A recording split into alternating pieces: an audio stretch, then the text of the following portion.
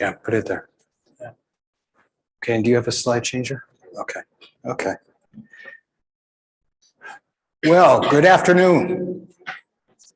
I'm the last one on your schedule. Now, I heard a really terrible rumor, okay? I'm going to share it with you. They're going to give you a test before you actually can get your certificate. Now, the thing is, I have a lot of sympathy for students because I was a terrible student, okay? And I'm going to give you a special chance today. They asked me for 5 questions. I'm going to give you 30 seconds to look at 5 questions, okay? So you got just 30 seconds.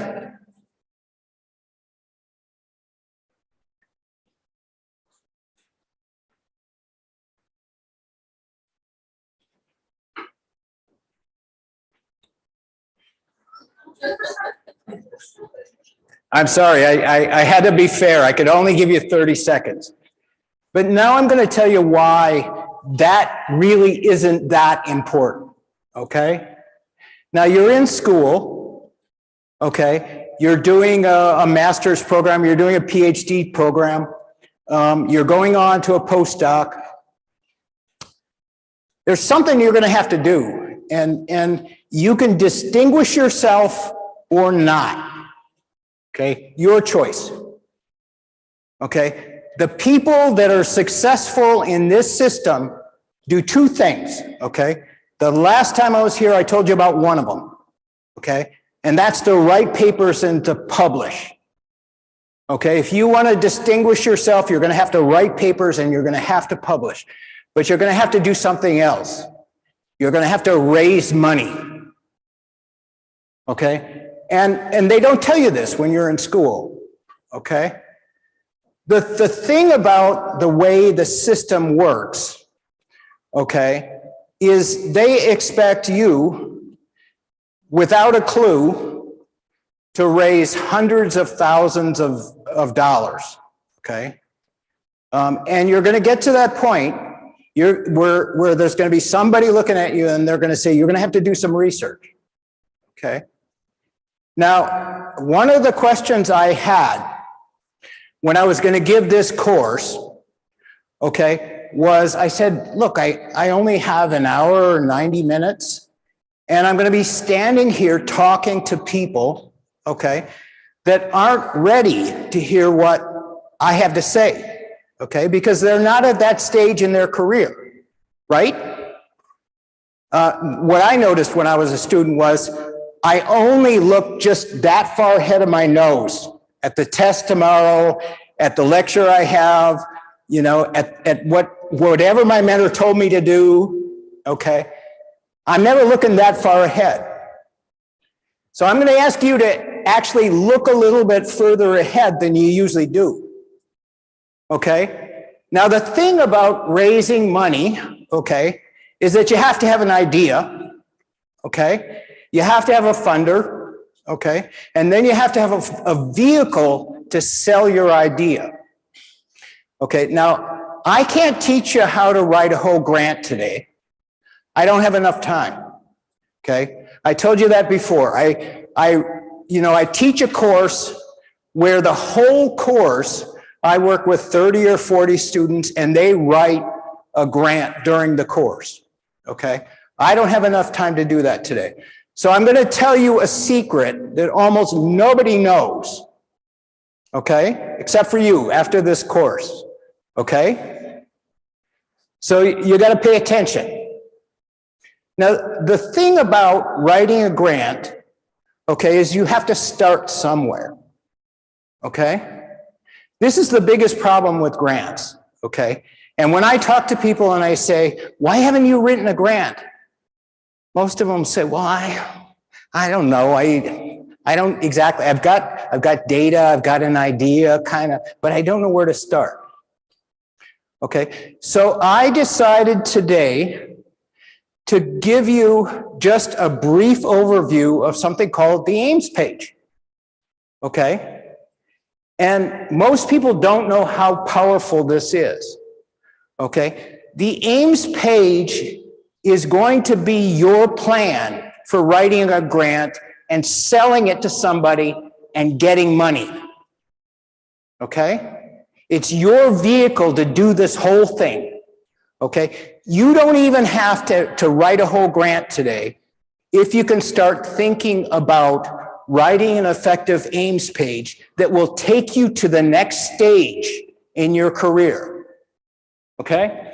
So this presentation today, I'm going to do something which I don't usually do with the students that are in my class because I lecture them all the time about this. I'm going to talk about why it's important, okay? And I'm going to spend a little bit more time on that than I usually would because I want to convince you that you have to start there, okay? Now, the next thing I'm going to do is I'm going to help you think about how you build a case for your grant. Now, most people think that grant writing is about good science. And certainly there is an element of good science in good grant writing.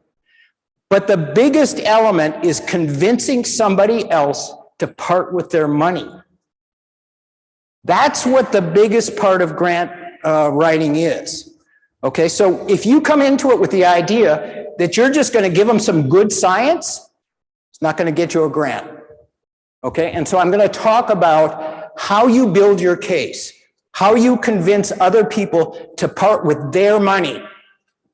Okay, and then finally, I'm going to actually take you through the process of using your aims page to build your grant.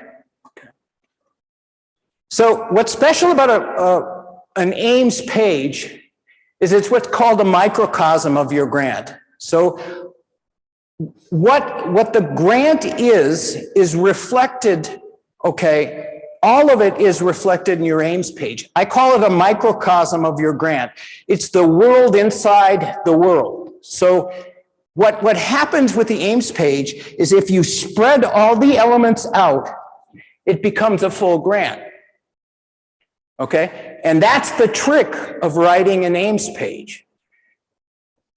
Now, this small piece of paper, and it's usually only one page, it outlines the big picture of your project. It's an executive summary of your plan. It's your marketing tool for selling your grant idea to funders and collaborators. And it's the most important part of your grant application. And the reason for this is most of the time when they screen grants, so let's say they put out a call for grants. Almost always, okay, there's again a triage. And that triage, there's usually a staff of people, and all they do is read one thing, the aims page. And then things get sorted into two piles. And you can guess what one pile is, right? That's the pile that didn't get the grant. That's the pile where the grant was never even considered. The other pile is the pile that's going to go for consideration, okay? So your specific aims page has to be compelling, okay? And when you're talking, and I'm talking even biochemistry, okay, you have to make it exciting, okay, for your reviewers. It has to excite your readers, and it has to move everyone, okay, toward the idea that this is an idea that has to be funded. When you write your specific aims page, the first and most important thing about it is you'll clarify in your own mind why you're doing the project. Okay, and this is important because before you put your pen to paper, you'll have a very clear idea of where you're going. Okay? Because it's very easy to write a bad grant if you don't know where you're going and you just start going there. Okay, and your aims page is the vehicle that you use to get to the place where you want to be. Okay, it helps guide the structure of the grant, It helps guide discussions with mentors and with possible collaborators, and it guides discussions with grant officers who are used basically by you to gauge interest in your project. So this is a make or break deal when you're writing a grant, okay? Now there's two outcomes when you write a good Ames page or a bad one, okay? When they read your Ames page, it either has a halo effect, which means everything that comes after is looked at in a more positive way, okay? Or you can make your grant reviewer highly negative and highly critical, okay? Those are your choices, okay? That's why this is the most important part of your grant, okay? Because what you're doing is you're setting yourself up for success or failure.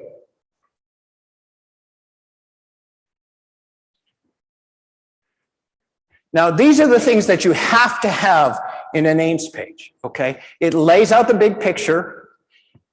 It identifies the target population. It explains the clinical problem or the gap being addressed, okay? Even more important, it explains why the research question is important, okay? It points to the literature that you're building on, because we're all building on the backs of people that came before us. We're all doing things, okay, that are predicated on the science that came before us, okay? So you have to actually explain how this project builds on the science, okay? It shows how your results will change clinical practice, okay? It explains how your study will benefit society, okay? All of those things. Now, that's a lot for one page, and that's why it's so hard to do. So there are some basically informational requirements in an Ames page. You have to briefly overview the proposed study methods. You have to highlight the novelty of the conceptual models or the methods that you're using. You have to clearly state testable hypothesis and predicted outcomes. Okay, now sometimes, okay, an Ames page, and it depends on the requirements of the funder, won't have the hypothesis stated, but they're there, okay? They're right under the surface, even if you're not putting them in the Ames page.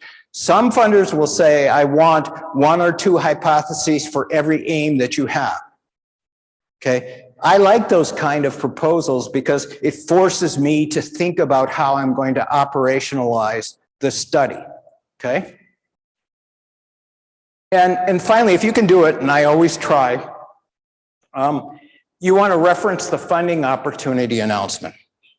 So what happens is you want to make sure that your funders understand that you're doing this specifically because of this call, that you saw this call and this was important and this was going to be the opportunity for you to present some good science, okay? So you always try to reference that opportunity.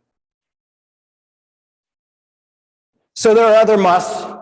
In general, it has to set the stage for convincing the reviewer that the proposed project will have high clinical and/or scientific significance, be innovative conceptually or methodologically, and it can be either one, okay? You have to have some innovation, okay? It doesn't necessarily, conceptual innovation is a very high standard, okay? That means you're really changing the way that people think about things. But it could be that you've got a methodology that's better than the methodology that's preceded you, okay? That's innovation too. And that's probably the kind of innovation most of you are going to be talking about. Okay, and the other thing is you have to convince them that you're going to have a rigorous approach. Okay, no surprise there. Okay, What you're trying to do here really is you're trying to convince them to give you money, right? They've got to be convinced that this is a worthwhile enterprise. Okay, nobody gives you money for nothing. Okay? So your job, and sometimes when I'm with basic science people, they all look at me like, well, how would I do that? You have to be intriguing. Okay, now what intriguing means is that you don't tell the whole story. You tell just enough of the story that it's exciting, right? So if they're real science people that are reviewing a proposal, they will be excited by science, okay? But you don't want to tell them the whole story. Again, you're trying to give them just a little bit to get them excited, okay?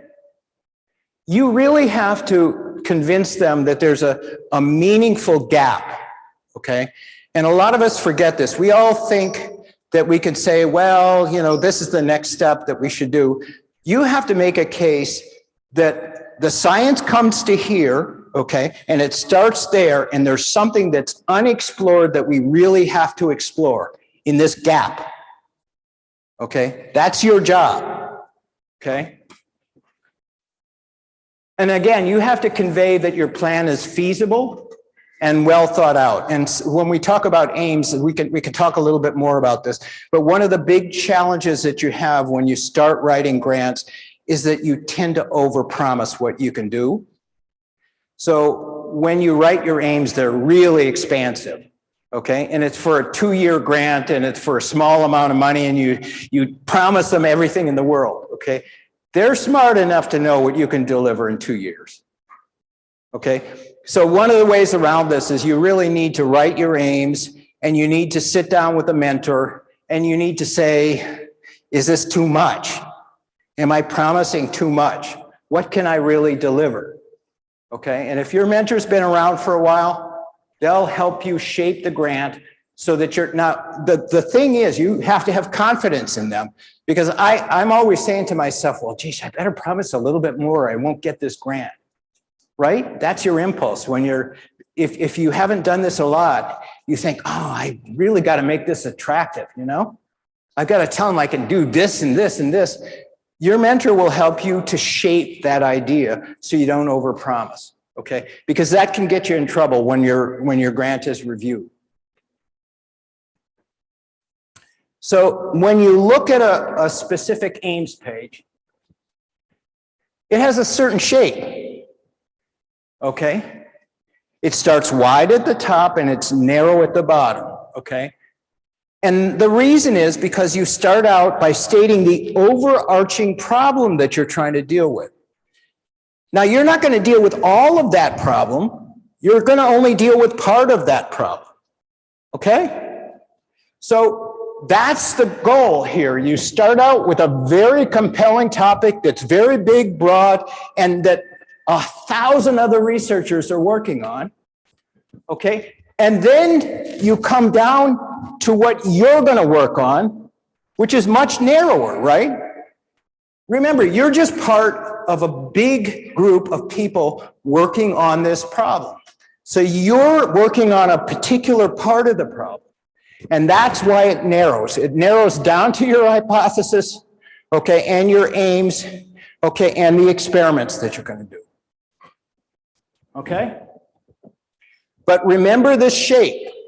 It's really important because what a grant reviewer wants to know is how is your part of this going to connect with that problem? Okay? And how will you be part of this solution that they need for the larger problem?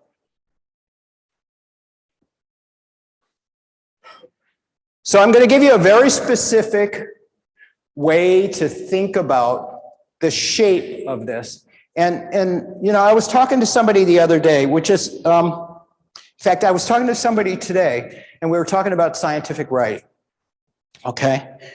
And one of the things that I'm convinced of, because I've taught lots of students how to do it, is that science writing can be taught, okay? And it can be learned, by anybody, okay, that's smart enough to get a PhD in anything, okay? Because it's a very formulaic way to present information, okay? You can learn this way, okay, and then you can follow it like a recipe. Okay, that's the best thing about science writing. You're not writing the next great novel. You're not writing a poem. You're not in any kind of creative endeavor at all. You're following a recipe that's been laid down over 100 years, okay? And all you have to be able to do is follow that recipe. Okay, so I'm going to give you a recipe. Okay? When you write your aims page, paragraph 1 is going to introduce your research subject to the reviewers and capture their attention. And both of those things are important, okay? In paragraph 2, so think about it this way. Paragraph 1 is about the problem. Paragraph 2 is about the solution, okay? Paragraph 3, what you're going to do is you're going to tell them how you're going to carry out paragraph 2, the solution, right? And then paragraph 4, you're going to summarize.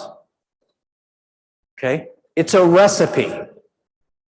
No magic here. Okay? Not any secrets that you can't figure out for yourself. So when you talk about, when you set out, you're writing this one page, okay? You've got to supercharge this page. Very short amount of time to do a lot, okay? The first sentence it's your hook, okay? And your hook means that's how you're going to convince that first sentence, the reader, that this is an important problem that has to be solved, okay? You have to do that in one sentence. Now you have 3 to 5 sentences below that, okay? And here's where the science comes in. So you're going to build the foundation for your grant. This is what all came before to get us to this point, okay, where you are going to actually introduce this project. Okay, so this is really your literature review. Use it well. You only have 3 to 5 sentences.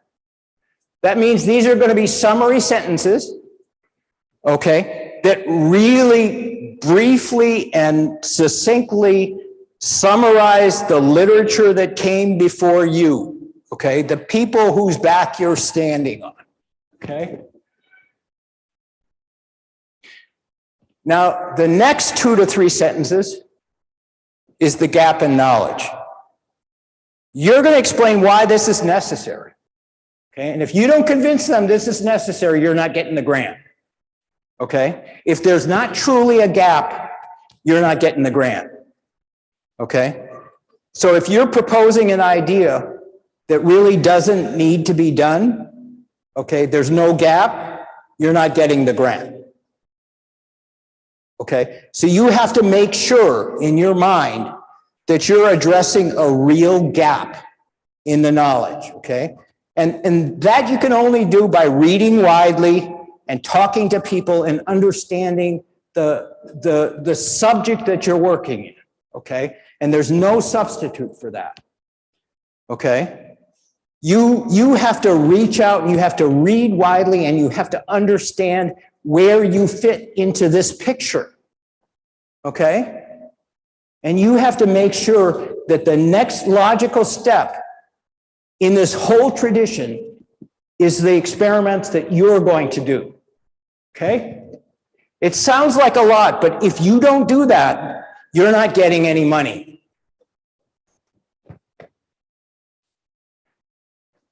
Then the last sentence is the data. You need to describe the data that you need, okay, to fill that gap, okay, whatever it is. That is the product of this science that you're doing right now, okay, is this sentence. This is what you're going to do, okay? Now, this is a recipe that can be used by anybody for any specialty, any science, anywhere, okay? This isn't just biochemistry. It isn't just microbiology. It isn't bioinformatics, okay?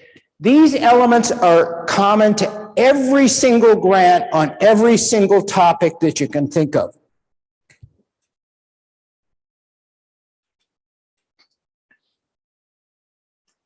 So paragraph 2, we've laid out the problem. We've showed how it's important. We've actually described how the science has taken us to this point. We've described the gap that's there. Now we're into the solution, okay? Remember, this is only one page, okay? So there's a couple of different things that you have to do here, okay? And you can be a little bit more flexible about how you organize things, but you have to have a description of what you want to do. You have to have hypothesis and proposal objectives, why you want to do it. You have to have a rationale which says, this is why I think this will work. Okay? And then you have to describe why you. What's important to the reviewer is, you know, why should I pick this? Why should I pick you? Or why should I pick your team or your lab? You have to make a case for that, okay? Now, this is the most difficult part of the whole thing, because this is where you really crystallize what you're going to do, okay? Now, take it as a whole. The specific aims outline the key steps that will lead to an outcome that you've already said needs to be, it's the gap, okay? You need to fill that gap, okay? Now, a lot of people ask me, how many aims should I have? Okay, well, less is better than more, I can tell you that. And here in India, I've seen a lot of people go crazy with sub-aims. Sub-aims are not good in general. They're just aims that you're putting next to other aims, okay? And the way the reviewer looks at sub-aims is he counts all of them and he says, this grant has 6 aims or 8 aims, whatever they are, okay? He doesn't really think, okay, this is an aim and this is a sub-aim, okay? So try to avoid sub-aims where you can, okay? They're not generally positively received, okay? You have to think through this. There are a lot of things you can do in your grant that won't be on this, okay? And every grant that I run, okay, every study that I run, there are lots of things I intended to do, okay, but I didn't put them in the aims, okay, because I knew I was going to be gathering this data and I knew I could do what I could do with this data, but I didn't have to describe them all. All I had to do was describe some important aims that the funder, okay, could look at and say, that's worthwhile. That's going to make this grant worth funding, okay? So generally, it depends on the duration of the study, okay? 1-year studies are the worst, okay? I generally do 2 aims for a 1-year study. I generally do two aims for a 2-year study, okay? They're my 2 best aims, okay? Now, you can go up to 4 aims, but you're talking about what we call an R01 in the US, which is a 5-year, maybe it's a clinical trial, okay, a randomized, blinded clinical trial with a lot of steps in it, okay? I can have more aims for something like that, okay? But when the whole thing is, you don't want to, especially when you're starting out, to overpromise. So this is the one way you can kind of contain the impulse to promise too much, is only put in 2 aims, if you can do it, okay? Now, these aims have to be clear, achievable, and directly related to the content provided in the previous paragraphs. Now, this happens all the time, and I've reviewed grants. I'll get this wonderful introduction. Okay, I think the problem they're presenting is really compelling, and then they'll tell me all about the science and how it's gotten them to here, and they'll tell me what the gap is. And then I'll get down and I'll see an aim that just comes out of the blue. Okay, it was never talked about in the previous paragraphs, and it just kind of emerges out of nowhere. Okay, it doesn't seem to fit with the previous text. So this is the biggest. You got to look at your aims, and you got to say, okay, if I said that this was true, this is the gap, okay, whatever it is, then I can't come down and then present an aim that's not directly related to that gap. Okay, so just we'll talk a little bit more about how you assess your aims, but so there's a process involved in aims writing. Okay, it's really a simple process. Again, it's like cooking a cake. Okay, it's the same every time. Okay,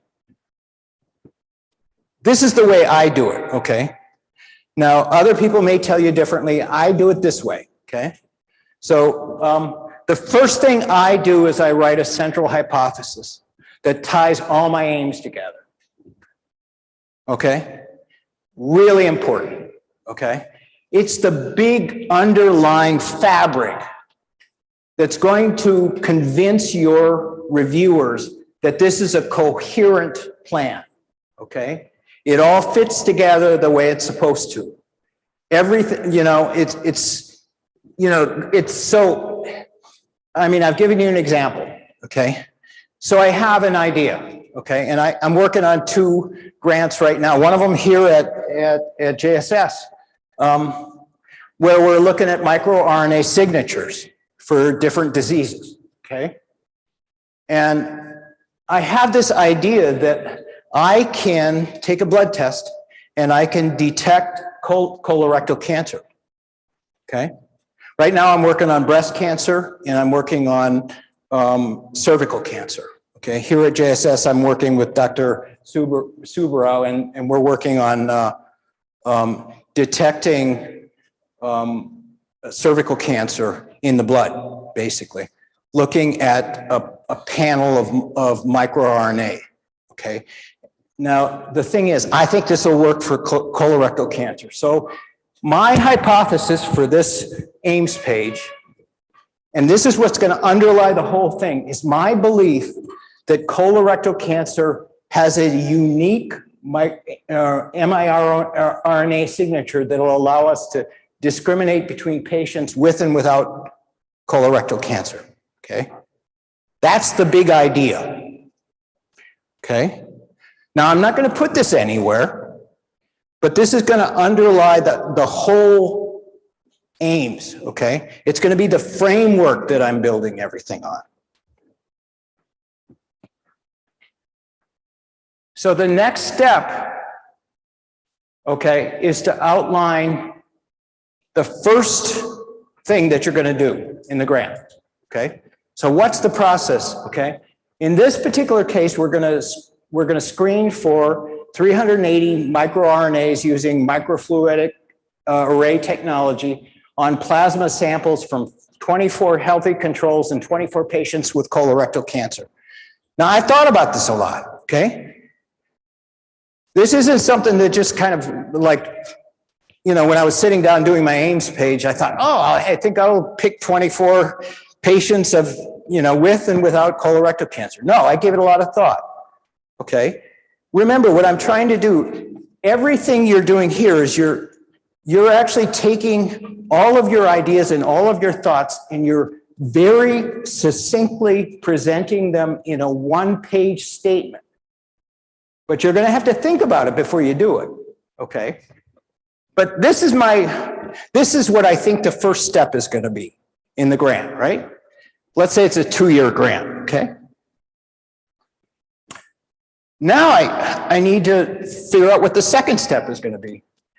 And I think the second step is going to be to compare whether mRNA levels in colorectal cancer patients differ compared to controls, right? Those are the two essential things that are going to be my grant, okay? My study, okay? Now you're ready to write your aims, okay? You've got it clear in your mind what the steps are that you need to do in order to make this study happen, okay? So I write two aims, and I'm looking at what I thought I was going to do in the first step, and I say among a sample of 24 patients with colorectal cancer and 24 healthy age and gender match controls, quantitatively assess the levels of 380 microRNA in plasma, okay? All I did was kind of develop the idea a little bit, okay? Everybody got it? Okay. And then aim 2, I'm going to assess how the levels of circulating microRNA in plasma of colorectal cancer patients differs from matched healthy controls. Now, there's two things that you have to be careful of when you're writing aims, okay? One thing is that they don't no, I don't want to go into that. Never mind. I'm gonna go back and I'm gonna talk to you about this a little bit more later. But number 5. So what I do is my head jumps ahead to something I'm supposed to say later on. So I have to correct myself here. So the 5th step is going to be that you have to assess your aims. Okay, you've written them. Now, are they any good? Okay. So the way you test whether they're any good is you ask yourself some questions. Will they answer the central hypothesis of the study? Remember that big underlying idea that you have. Okay. Are the aims clear? Are they specific? Are they achievable in the 2-year time frame that I have? Okay. Now, it's really important. This is one of the places where people often sort of overpromise. They say, I'm going to do this amount, and then a grant reviewer will look at it and they'll say, they're not going to be able to recruit 24 colorectal patients in 2 years. Okay. You got to make sure that what you're promising you can actually achieve in 2 years. Right? So you've got to assume that your grant reviewers are smart people, okay? And you're going to give them what they really want, okay? Now, there's a closing aims paragraph that's really, really important, okay? It's your last chance to convince your reader that they really want to give you this money. Okay. So, I mean, it's just like a salesman, you know, you got one last chance to convince them. Okay. And you can't waste it. Okay. Because you have to assume that your reviewers aren't going to read anything but your aims page. Okay. Because generally what happens when they're reviewing grants is they'll have a large number of people that will read your aims, and then a much smaller group that will read your proposal. And those people that read the whole proposal have to present it to the rest of the people, right? And have to say, well, I think it'd be a good idea or not a good idea. Okay, and then they'll all vote or they'll have a discussion. Okay, and that's how it's decided, right? So the problem is that the vast majority of the people that will vote on your grant have only read this one page. So you better make it good. No second chance, okay? Because what happens in a grant review is there'll always be a few people that don't like your idea. For whatever reason, they just don't like it, right? And if you can convince enough people in the remainder of the room that your idea is a good one, you'll still get the grant. So the problem really comes when the people that are reading the whole grant don't like your, don't like your grant for one reason or another. Maybe they even think they know who actually, wrote the grant. If it's, there's lots of things that go on in the world, but you have to convince as many people in that room that this is a really good idea, okay? So this particular summary paragraph is usually 2 to 4 sentences. And this is where I always struggle because I've written too much into the whole thing. And now I'm down to the margins, and they've told me I have to have 1-inch margins on this side, 1 inch, and I have to have, I have to have a certain font. And so often what I'll do is I'll go back and I'll reduce my, review of the literature, okay, in order to make sure this paragraph gets in here because it's so important, okay? You don't want to sacrifice too much, but you definitely want to take your last chance to convince them that this is a good idea, okay? So it shows the reader that the grant will address the problem and it'll fill the identified knowledge gap. It emphasizes the innovative nature of the methods and the research topic. It summarizes the significance of the project, once again. So you've written this spectacular aims page. You've labored over it. I mean, it's the product of a lot of reading and a lot of thought and a lot of experience, okay, in the laboratory you're in. You've talked to your mentor. He thinks it's a good idea that you go forward. You've written the aims page. So here's the problem. This guy over here is all of us. We all have a blind spot. All of us. I know you don't think you have a blind spot, but I can guarantee you have a blind spot, okay? Because that's the way humans are. We all have blind spots, okay? And the thing about blind spots is that if you know you have one and you don't know what it is, the best way to address that is to talk to your mentors and talk to your collaborators, talk to your colleagues, those that actually you trust, and we'll talk about that in a minute. But this aims page gives you the opportunity to sit down with somebody. You send it to them, you send them an email, and you say, can you just take a little while and meet with me and talk about a project I'm thinking about? Okay. You sit down with them, you let them read your aims page, and then you see if you have any blind spots. Okay, is there something you've forgotten, something you missed, some kind of methodology that maybe you should have used and you didn't, okay? You figure out what the blind spots are and don't miss the opportunity to do that, okay? So the second step is you can really use it to reach out to funders, okay? And we'll talk about that in just a minute, okay, how you do that. And then the last step is really important. Now you got your plan. You got the world inside of the world.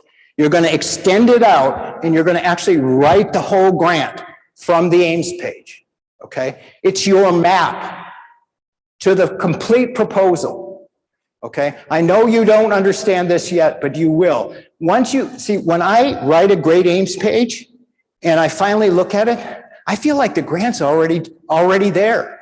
It's already written, okay? I mean, that's when I'm relieved. When I have a great aims page, that's when I know I'm going to have a grant. That's when I know I'm going to, when I know I'm going to get it funded, okay? Everything else comes after that, okay? And that aims page will give me the confidence to take this to a successful conclusion, okay? That's why it's so important, okay? So there is a caution here, and you've invested a lot in this aims page. It's only 1 page long, But like I said, it's a lot of thinking, and you have a grant here. You have the map to a grant, okay? So it's really important that you only share it with people that you trust. Otherwise, you're going to be competing with your own self in a grant submission, okay? Now, I've done this as recently as 2 or 3 months ago, okay? I came up with a great idea. I think it's a great idea. I wrote up the Ames page. I was super excited about it. And I reached out to someone that they weren't a close collaborator, but I'd known them for a while. And I'd never had any bad interactions with them, right? I thought they were okay, that their science seemed okay. And I invited them into a collaboration. And I shared my Ames page with them.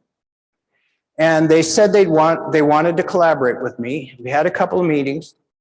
And what I found out later was they went behind my back and they actually submitted my grant idea, okay, as a grant and as the PI of that grant. So it happens all the time, okay? And it will happen to the best of you, okay? I was so disgusted with the whole thing. I mean, I was disturbed for days afterwards because I thought they were a friend, they were a colleague. I didn't think they'd do that to me, okay? So this happens to you, and the problem with an Ames page is that if it's convincing, someone may steal it from you. They may steal your grant idea and they may submit it themselves. So the only caution I have is just be careful who you share it with. You have to share it with people you trust. It could be that you have a collaborator that you've worked with for a while and that you really think would be good to work with on the project. And you've known them for a while and you trust them. Perfect. Even if they don't collaborate with you, they may give you good ideas and they may give you additional insight into your aims, okay? So all of us think of grant reviewers like we think of editors. We think of them like that guy on the left there. We think they're kind of nasty, curmudgeonly, people that just don't like anybody, okay? And when we send them something good, they're going to look at it and they're going to say, this isn't good, right? But or we could think the opposite, which is they're grandfatherly people that will say, oh, come to my office and I'll share lots of ideas with you. Well, neither is true, okay? They have a job. That job is looking at grants and trying to figure out if they're sound and trying to figure out if whoever the funder is they work for, okay, should fund them, should make those investments, okay? They are neither nasty nor are they particularly kind. They're just doing a job, okay? However, okay, part of their job is to try to get enough good proposals in on every cycle that they can satisfy their funder, okay? So they actually have an incentive to talk to you, okay, and help shape your grant before you submit it, okay? Because they want good grants that they can fund, okay? So one of the things I always do on all my grants is I pitch my proposal. I've got my Ames page. I've talked to my mentors. I feel pretty confident about it. So what I do is I pitch it to the funder, whoever it is. In this case, maybe I'm going to the NIH. And I want to confirm that the project idea fits within their programs, okay? Really important, because most grants get rejected because it's not a good fit, okay? And again, it's just like papers. Okay, it's not that it's a bad paper, it may be a bad fit for the journal that you're sending it to. It's true for funders too, okay? So what you wanna do is you wanna use the grant officers to obtain guidance about the project's design, collaboration, budget, and timeline. And you wanna discover anything that you don't know, okay? about, see, usually funders, I always get mad about it sometimes, but a lot of funders are what we call flavor of the week funders, okay? They want the next new idea, whatever it is. And you need to know exactly what they're thinking right now when you submit a grant, okay? Is this an area they're funding? Are they excited about it? Have they moved on to a new technology? Do they have a new idea? Okay. Are they only funding certain kinds of projects? You won't know that unless you talk to the funder. Okay. So this is your opportunity to find that out. Okay. So it's very easy to find. Okay. At the bottom, now I haven't applied to the ICMR for a while or any Indian funders, but I'm sure it's like every other funder. They put out an RFA, or a PA, and it tells you what kind of grants they're interested in right now, and it gives you, a deadline for submitting a proposal. And down at the bottom, there's usually scientific research contacts, and they'll give their telephone number and their email, okay? If you need to do further research, you can. You know where it's going, you can tell, but what I do is I always, so what usually happens is these people will be important for this specific call, okay? They're the scientific officers that are involved in talking to anybody that's interested in this call. So the best thing to do is talk to one of them. Now, generally speaking, in the US, the way it works is there are different agencies that are on the same call, okay? And so I usually go to NHLBI and for a bunch of reasons, but because my research fits into their portfolio, okay? So usually what I'll do is I'll look down here and I'll say, okay, which agency have I gotten money from in the past? And I'll pick the officer that represents that agency, okay? But important thing, you get the right guy for this call, okay?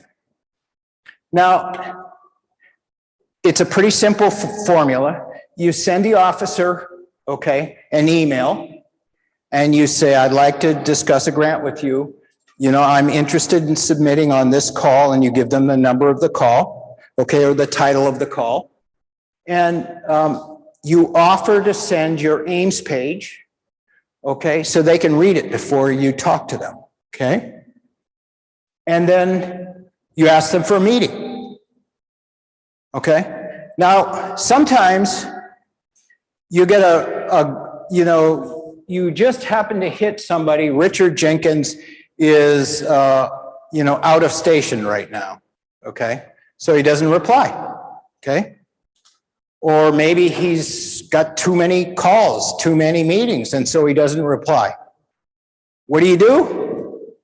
You go to the next guy, and you call them, and you do the same thing. You send them an email until you get a response, okay?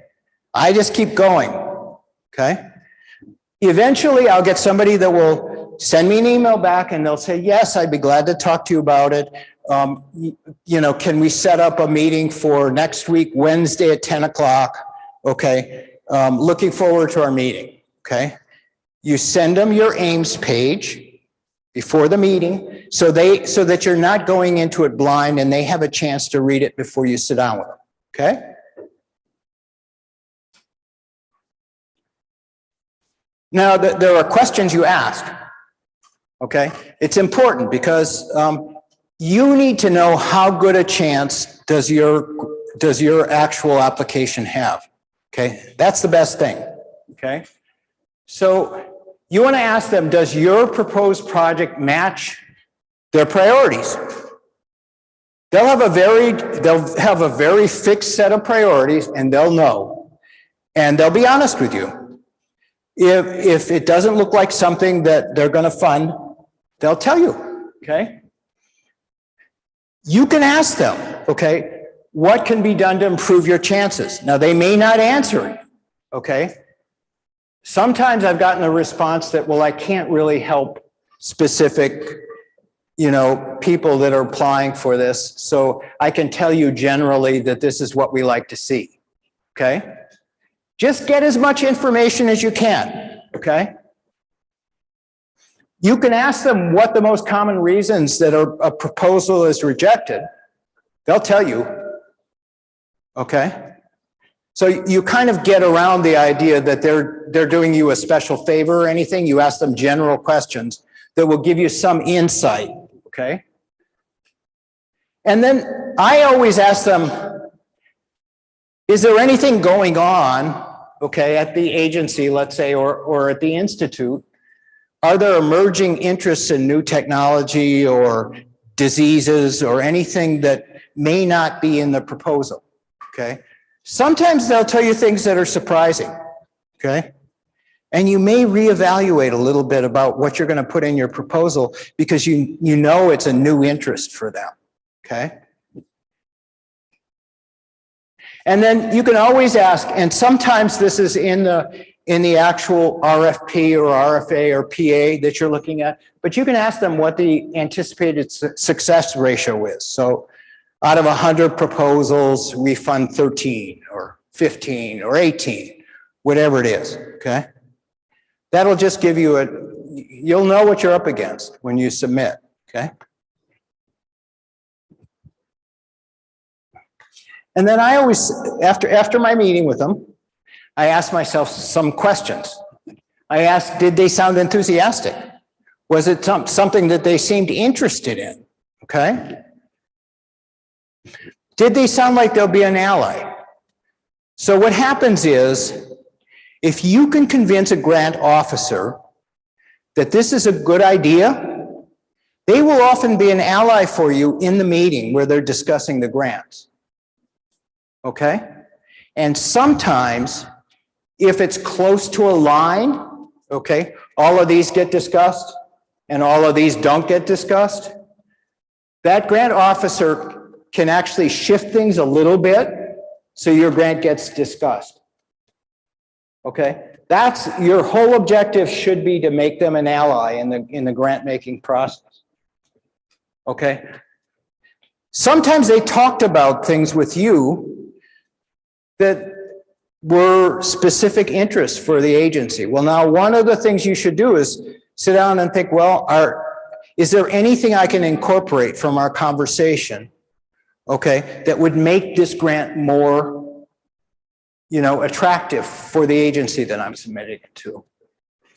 And often, this is where they get stuck, okay? And I listen to them pretty close. Sometimes I disregard what they say, but a lot of times the grant officer will want to talk methods with you. Okay, they like one method over another method. They would prefer you did it this way than that way. Sometimes we have very long conversations about methods. You wouldn't think so, but that's been my experience. Sometimes these guys are scientists too, and they usually came out of a lab and they have their own preferences and they have their own experiences. So sometimes they talk about methods and listen to what they say. Did they give you an alternative methodology that you should consider? Would it be something you're interested in? I don't know. And then sometimes they'll say, I think you're on the right track. Okay, your AIMS page looks good. I'd make these suggestions for you. I'd be glad to look at it again. Take advantage of that. Okay? Rewrite your AIMS page, try to incorporate their suggestions, and then send it back to them and ask them for guidance. Okay? If you can get them on your side, they may be just the thing that tips you into that side of the pile. So what I always do after my meeting is, these sound like kind of mechanical common sense things, but I'm just telling you because a lot of people don't do them. I send them a thank you email. Make sure you send them a thank you email. They just took time out of their schedule, okay? They're busy people, okay? Thank them for that. Mention who you are, so reference who you are. They talk to hundreds of people, okay? and you'll say, well, this is the person you talked to about this idea, okay? Give them some reference, because it's very hard for them to keep track of every name and every person that they talk to. So just give them some consideration. Make sure that they know who you are, okay? And then tell them that they made some great suggestions. And if you can think of one suggestion they made, okay, that you think you're going to incorporate, tell them that. Say, I thought your suggestion that we do it this way is really a good idea. Okay, so that they know you're listening to them. Okay? And then revise your aims and set up a schedule for writing your grant. So you've just taken one little part of a course that I teach, and there's lots of other parts of grants. But this is the most powerful part of what you can do to make yourself, successful as a grant writer. Okay? Think about it. This is one page that could change your life. Okay? If you do it right. Okay? So now I'm going to go all the way back up here.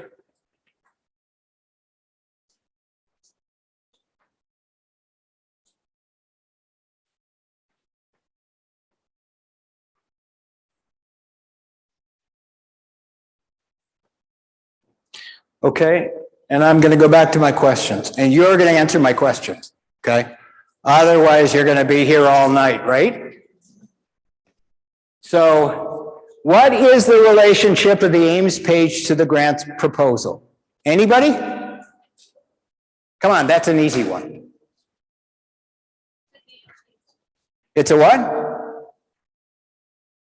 I can't hear you. Yeah, it's certainly important. It's game-changing, yes, but I called it a microcosm. That means it's the shape of the grant inside the grant.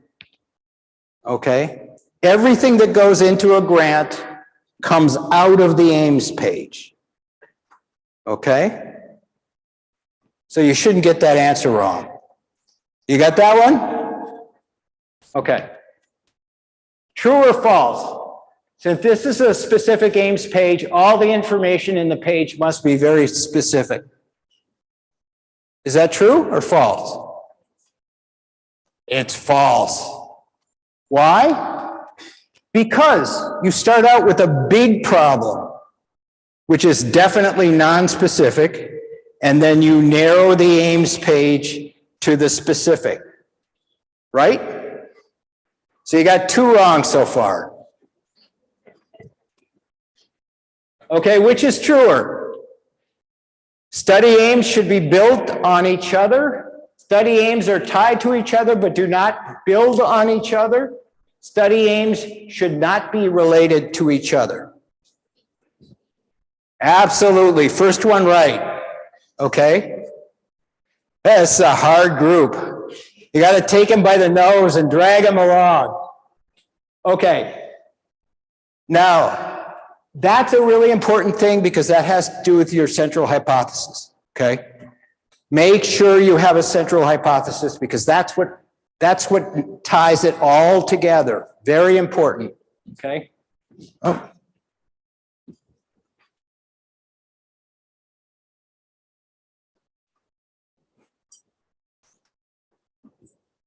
Okay, a grant officer can give you advice on agency priorities, best methods based on their experience, recent funding rates, all of the above, A and B, but not C. All of the above, okay? They're a wonderful resource if you use them, okay? Make sure you use them, okay? You'll improve your success rate. Okay, so I can tell you, I hear this all the time. So this is not, so I was told by one of the colleagues I have back at Arizona that you have to write 10 grants to get one. Not true, okay? I don't write 10 grants to get one, okay? I might write 3 grants to get one, but I don't write 10 grants to get one, okay? The difference between us and other people are we do it right the first time, okay? You can do it right the first time. You don't have to write 10 grants to get, okay, 1 grant, but you have to do it right every time you do it, okay? True or false? You should write the aims page after the grant. Thank God you got that one right. Okay. Okay, well, that's it for me. I hope you enjoyed the presentation, and I want you all to start doing something right now. So you're all in a lab. You're all working on a certain kind of science, okay? This is the time to start thinking about how you're going to set yourself apart and set yourself up in a position that a faculty person, okay, would have, okay? You should have research funding, okay? So one of the things you should start doing now and doing it early is start thinking about that overarching hypothesis. It's going to take you to the next level in your career, okay? And then when you think you got it, start writing an aims page and start discussing it with your mentor, okay? And then you're on your way. So thank you.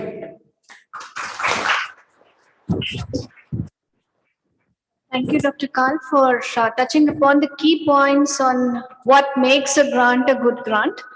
So thanks especially to emphasize the blind spot, because most of us are so attached to our writing that we don't have the tendency of getting it reviewed. So reviewing does help a lot in improvising the grant. So don't have a special love for your writing, okay? So that's especially where we fail. So with that, the session is open for questions. I just have one question, Dr. Karl, that how do you have this fine line of difference between aims and objectives? Well, I hear this all the time, and generally the way it works is there are different kinds of grant funders, okay? And in general, okay, and this is just in the US, so for instance, some of the big agencies like EPA or HRSA, okay, what they do is they put out program grants, okay? And they're they're structured like service grants, okay? In other words, they say, we want somebody to come in and do this particular kind of work, okay? In those kind of grants, you generally see objectives, okay? In pure science grants, you see aims. Okay, that's usually the difference. And that's not to say that people don't confuse those two and use them interchangeably, but that's the way I think they should generally be used, you know? Anybody? Do we need to add graphical abstract or tables and figures when you write the grant proposal? Yes. So what'll happen is the reason I taught this the way that I did was because every agency has its own requirements, and as you move country to country, it changes even more.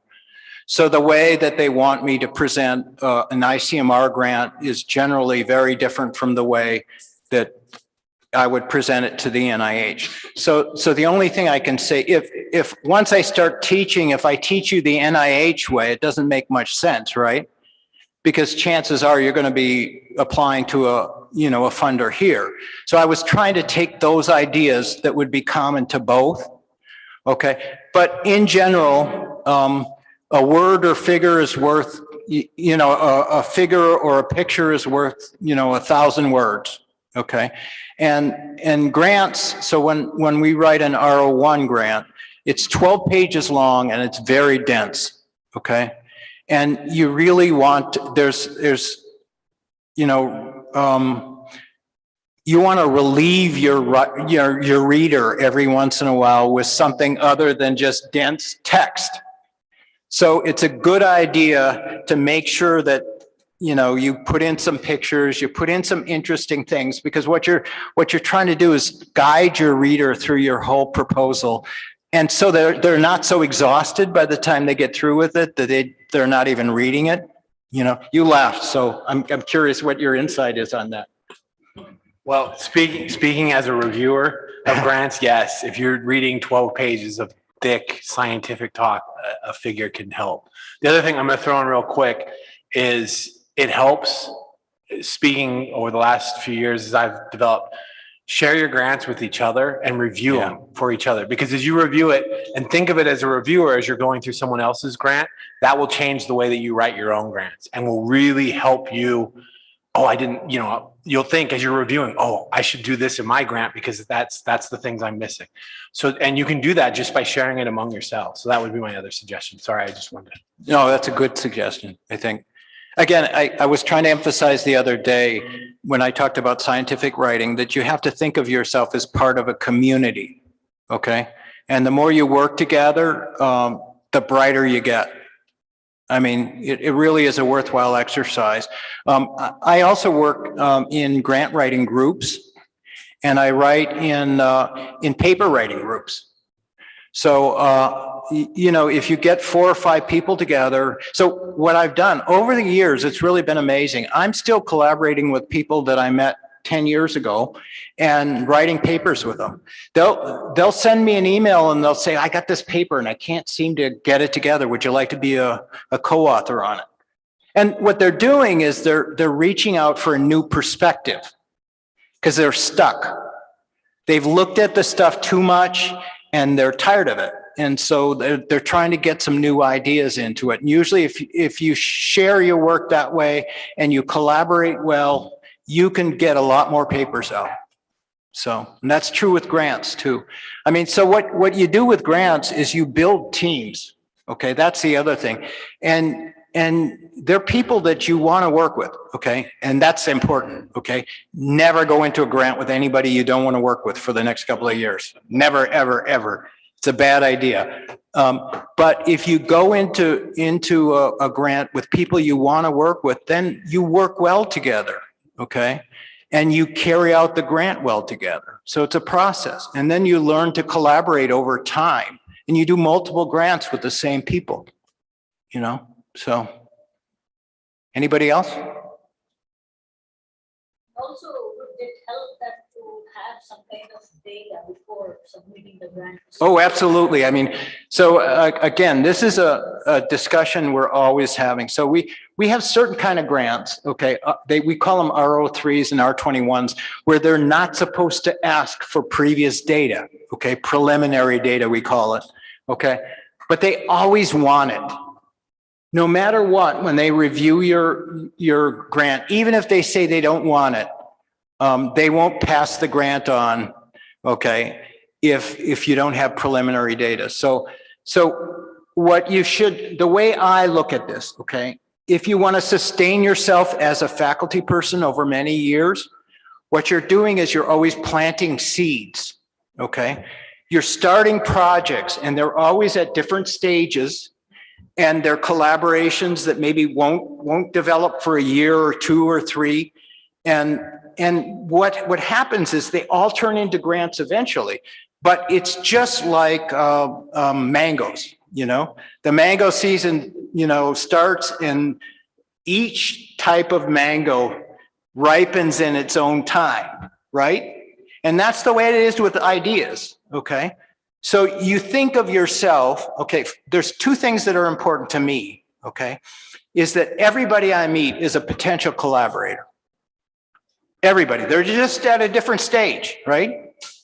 Okay, that opens up your eyes to what's around you, okay, if you think that way, okay? And then you're always planting seeds, okay? Okay, and all of those seeds, if you plant them and you water them, they'll all grow. And that's how you become successful as a researcher. It's not just about the science. It's also about the people you collaborate with, you know, whether you're collegial, whether you bring people in and show them recognition, All of those things are important parts to being successful. So I'm lecturing again, sorry. Okay. I have one question. It's like for all the faculty or the people who have written grant in India. So I saw there was one thing like grant offices to contact grant offices for their feedback or for the improvement of the grant. So do you take the Indian faculty, the Indian scientists here, do they reply, and how is your experience here? I think Dr. Karl was sharing his experience, what works in US. I think it works in US because most of them are very professional and they're dedicated to grant offices, but we do have it in India. But unfortunately, the system is not so strong, or they are not compelled that they have to answer an email. 1 or 2 in 100 do answer, but for sure, they are not going to answer any of the points which Dr. Karl mentioned. Well, unfortunately, they do. Let me tell you something, though. So what we've done is we've gone up to the ICMR and we've actually introduced ourselves around.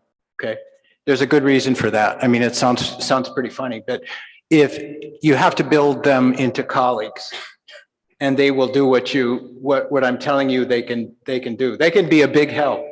Yeah, I agree, but I think that takes a long time. Yeah. Probably for early career investigators, that's really not going Right. to work.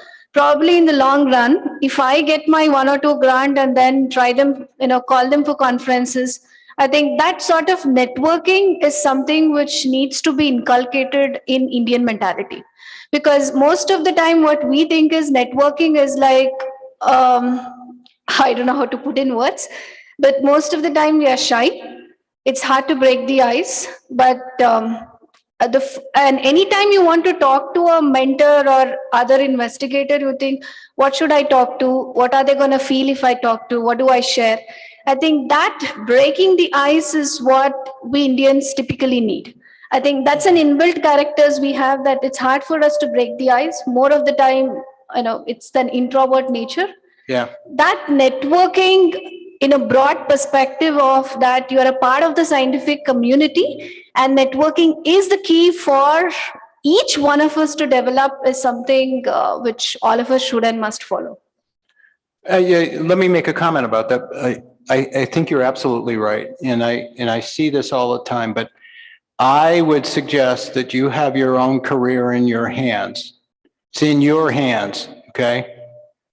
And you may be shy, but you should get over it, okay? If you want to be successful, it's just the way it is, okay? And a lot of times, when I look out here and I see a lot of women, I think that they are the most challenged when it comes to speaking up, okay?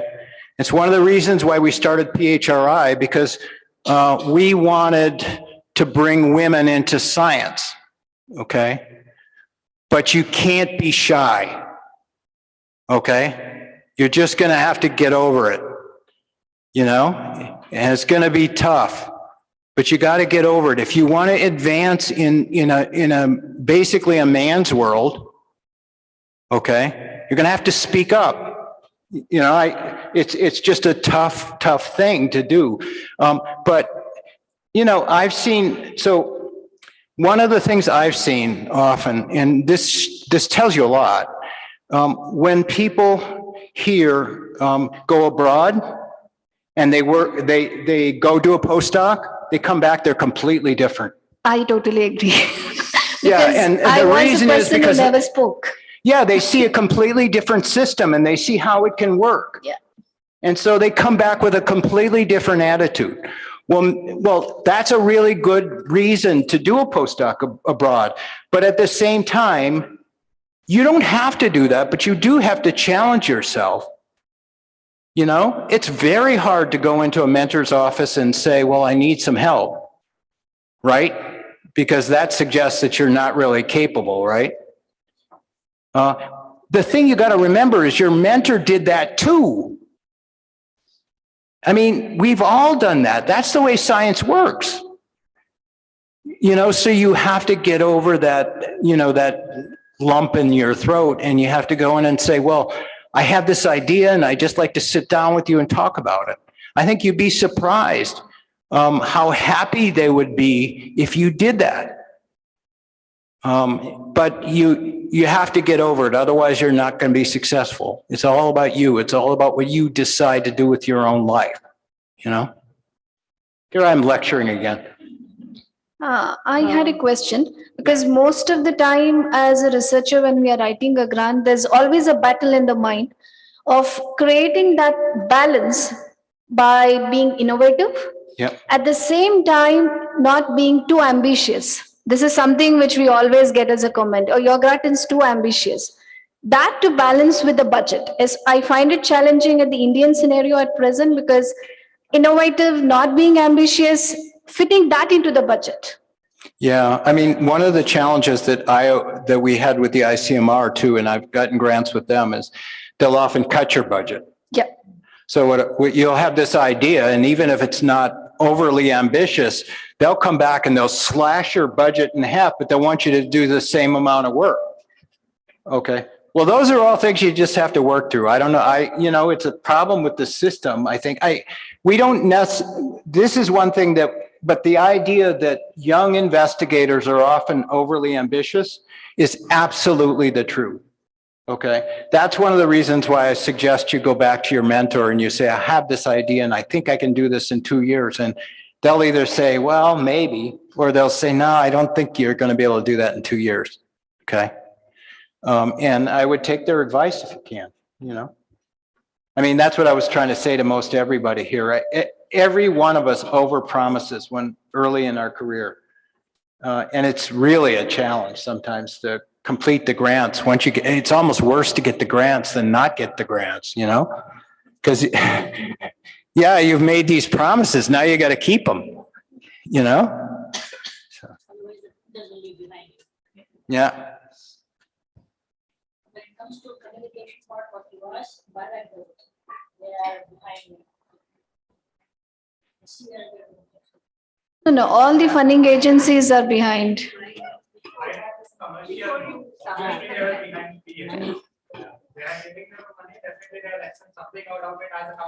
Yeah.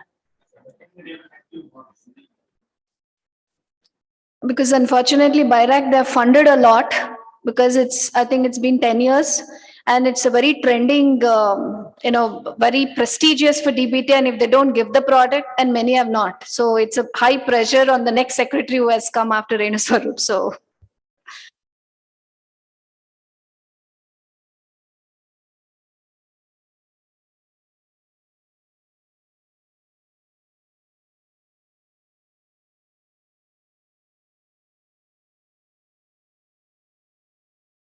That's what I was thinking. If you give them a homework, so they'll probably come back with something tomorrow. Then I'll have to look at it. Yeah.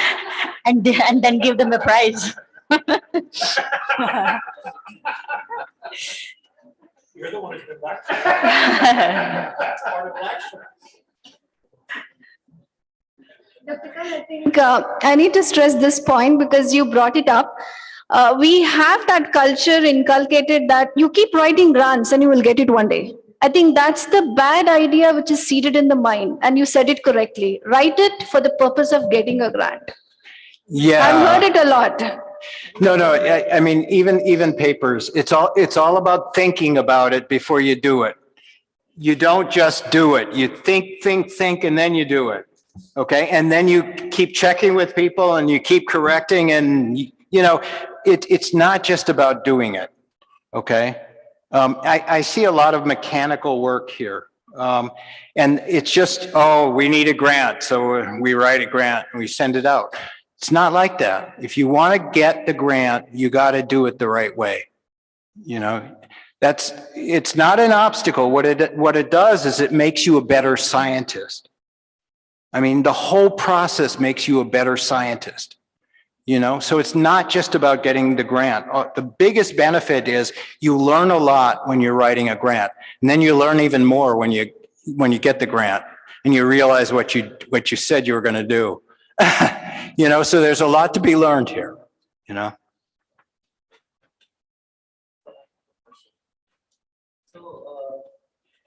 a funding agency gets 2 grants, and both of them have the same study. So one is doing it for 5 years, one is doing it for 2 years. So the 5 years one gives more money, like the double that the 2 year one. Which one is more likely to get accepted? Well, the way it works in the US, and I can only tell you that, I'm not exactly sure here how it works, but there are smaller grants that get less intense scrutiny from the funder. Okay, so what happens is we have grants like RO3s, which are the smallest. They're about $50,000 or something a year. In general, it makes sense to apply for the smaller grants first, build success, and then they'll give you bigger grants. Okay, that's just the way the people that are successful, that's the way they usually do it. It works the same here too. Yeah.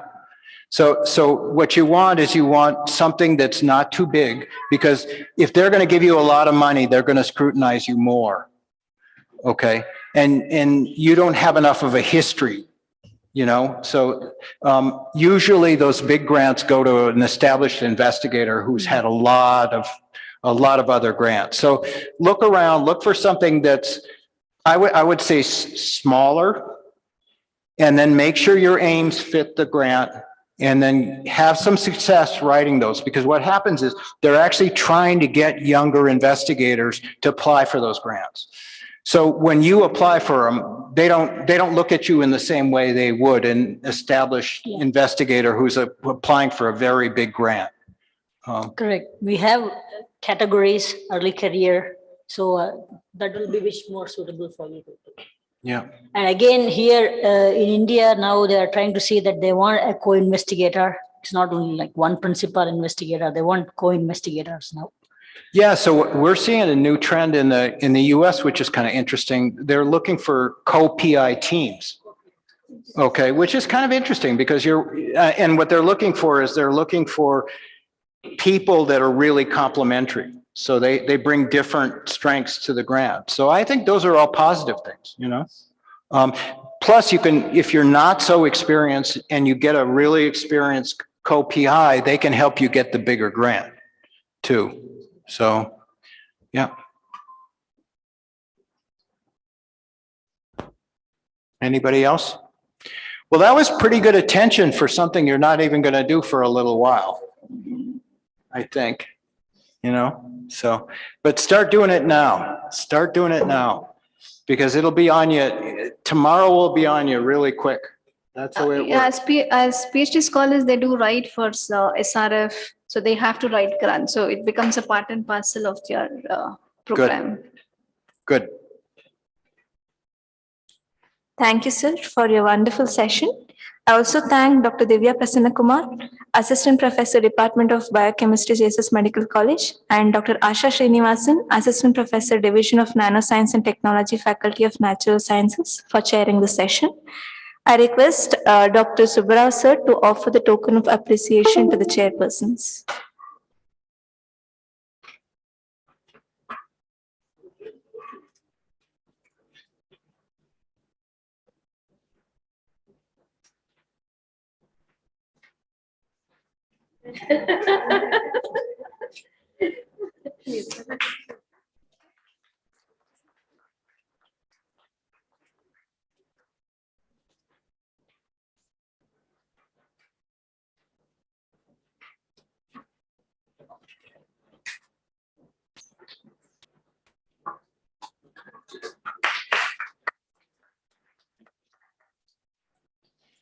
We have come to the end of second day's conference.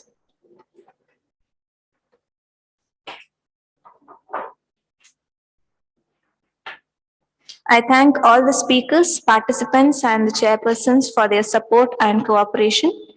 Kindly request to all the participants to assemble tomorrow at 8 a.m. after breakfast without any further delay for the sessions. Thank you all. Have a great evening.